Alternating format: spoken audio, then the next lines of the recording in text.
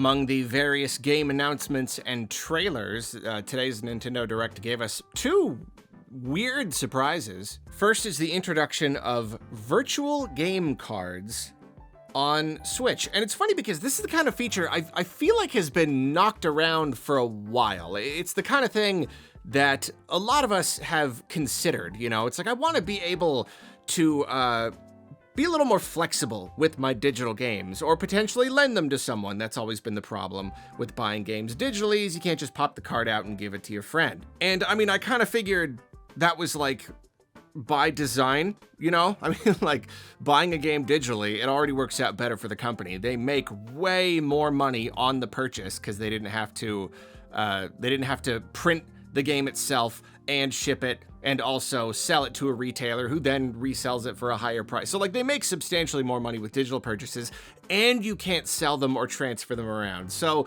you'd think that Nintendo would just want to keep leaning into that, but perhaps they feel that you also have to incentivize people to purchase digitally, so they want to ease up a little bit on some of the restrictions. So they are introducing a feature where you can now kind of turn your digital purchase into a virtual game card that can then be given to other players and put on other Switches. And that's not to say that now it becomes this thing that can be transferred permanently between people like a regular game card, which I can just sell to someone, and there it is. It is definitively theirs forever now. Like, there are still a lot of restrictions, but basically it works two ways. You can convert your digital game into a virtual card, and you can then take that game and stick it on a second console, and this will be a second console with your,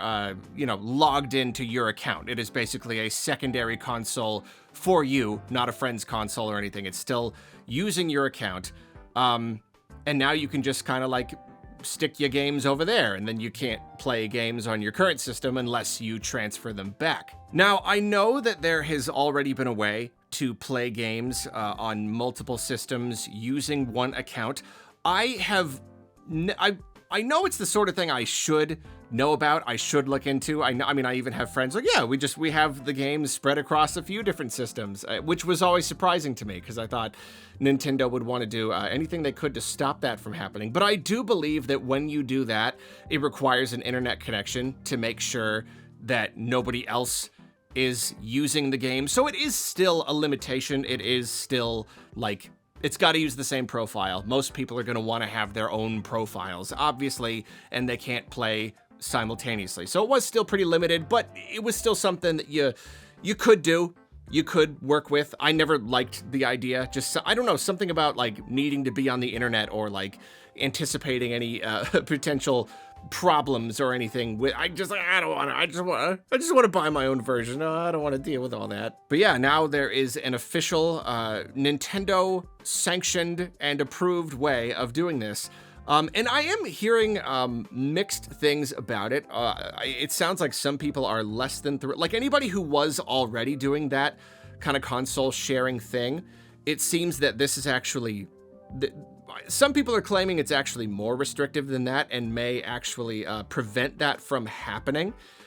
So in a way, it could be seen as kind of like rolling back a certain ability that people already had. Again, I'm not 100% sure because I never really got into that myself. But me personally, I can definitely see the benefit here because with the Switch 2 coming out, like my nephew uses my Switch a lot. And I'm like, okay, but when the Switch 2 comes out, I'm gonna have to just transfer I mean, that's usually how it works with Nintendo consoles. You transfer everything, the profile, all the save data, all the licenses for all the games. It all just goes to the new system. And so now, like, I'm gonna have the Switch 2. I need it for work, obviously, but then, like, what is he playing? And I'm like, man, I wish I could just leave some games on the old system for him. And then that could be, like, he could use it, like, a lot more, even if I need the new one for work. So for me, that's kind of perfect. I can just leave a bunch of games on the old one, leave my profile on there for him to use, and then I can have the Switch 2 playing all of the newer games. So to me, that's great. Yeah, maybe it could be argued that I could have done that before, as long as I was willing to keep a constant internet connection or whatever. But I'm pretty excited about the ability to do this. I am not seeing anywhere if this is just first-party Nintendo games. That's all that you really see here, or is it just like, is it retail games that would otherwise have a physical version? Or can we do this with eShop games? I'm looking it up, and I cannot find anybody saying one way or another if this includes eShop games. I wouldn't be surprised if it didn't, just because, like, I don't know, I guess that's a lot of software to potentially manage. I really don't know. If it did include eShop games, then I'd be on cloud nine. That'd be perfect. I could leave him as many, because, he mainly plays, like, eShop games, so I could leave him as many games as possible, as many as I want. But I don't know. I guess we will see on that. But yeah, then the other thing that you can do is lend your games with these virtual game cards to your friends, people with Switches and other accounts that are not your account. You can create a virtual game card and transfer it to them, again, making it so that you are unable to play the game yourself, but then they can borrow the game. It is limited to 14 days, so they can't keep it forever. So again, it really just kind of depends on how you want to look at it. You could look at it as still being very restrictive. Oh, like we're imitating what you can do with physical games, and it's still super limited. You should just use a physical game anyway. You could look at it that way. But at the same time, this is a feature that did not exist and now does. And in theory, I could lend my friend a game.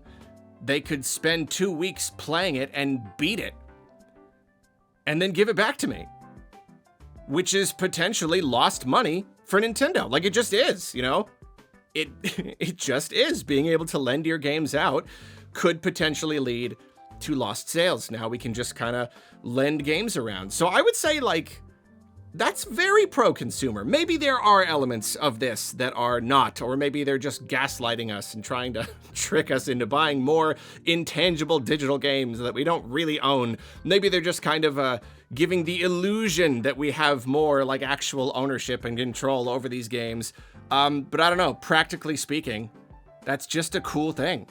Just a cool thing to be able to do, to lend a game to a friend, and they can play it for free and then give it back. So we'll have to, I don't know, I guess we'll have to wait and see how the whole thing shakes out.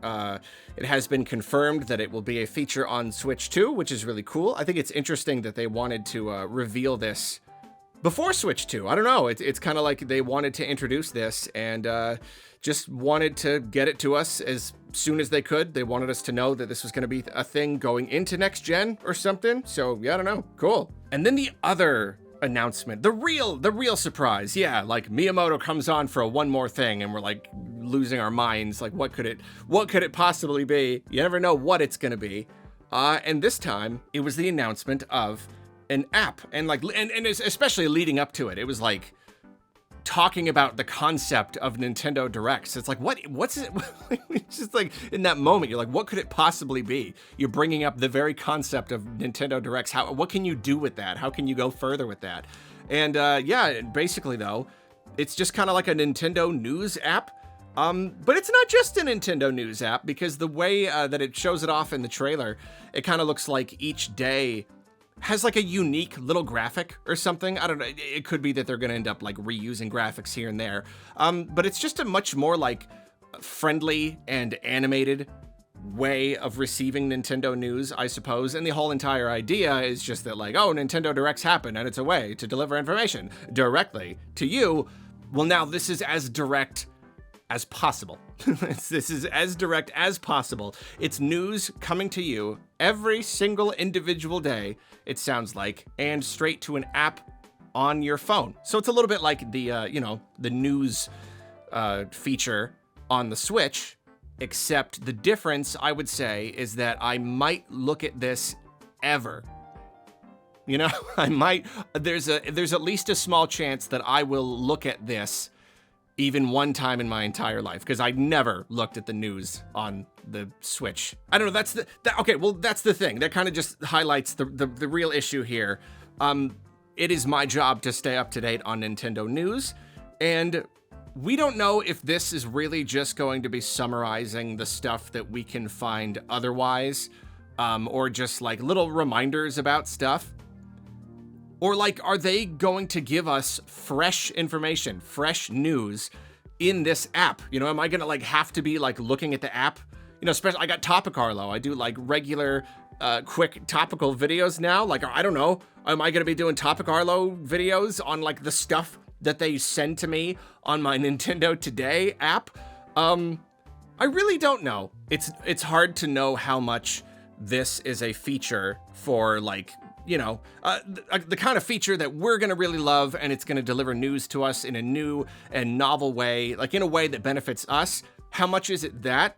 And how much is it just that thing where when you're a business, you kind of have to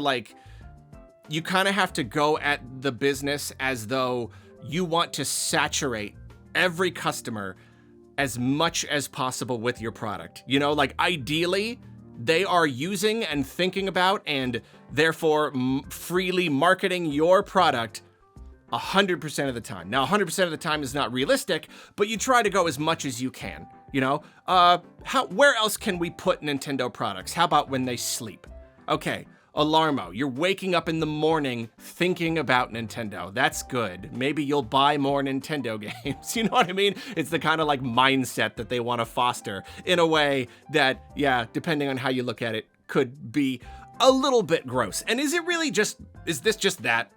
This is just like, how do we get Nintendo to be a part of a person's everyday life? Well, everybody's always on their phone, so let's make an app that just shoves whatever Nintendo news there may be in their face every single day, just to make sure they don't forget anything, just so that you do not miss a single opportunity to advertise a game or a service to them, or to simply further cement these intellectual properties in their brains and thus make them perhaps more likely to purchase goods and services later. You know what I mean? I don't know if that's an overly cynical way of looking at it, but really, I don't know. I don't know exactly what the angle is here. Maybe it's a little of column A, a little of column B. But yeah, I don't know. The app will be available, they said, later today. I haven't checked yet. For all I know, it is available now. But it's not going to start spitting news at our faces until April 2nd, presumably after the Switch 2 Direct. And then at that point, we will see what it does. We'll see what it's like. We'll see what kind of stuff it spits at us. So yeah, those were two surprising things to come out of the Direct. As I said in my Direct discussion video, I think there's a fine chance that these two things were like one of the reasons the Direct existed. You know, they really wanted to make sure that everybody became aware of these services, especially Nintendo Today. Like they want as many people as possible to download this app. Like, of course they do. It's a Nintendo news app. Again, it's just advertising for them. So yeah, I wouldn't be surprised if this was like really one of the biggest reasons why they wanted to have a full Nintendo Direct and not just kind of like, because, you know, they could have dropped a lot of this stuff in just like random trailers and whatnot. But they didn't. They wanted to make sure we were all there. You put the Nintendo Direct branding on it, and we're all going to show up. Like we are all going to show up.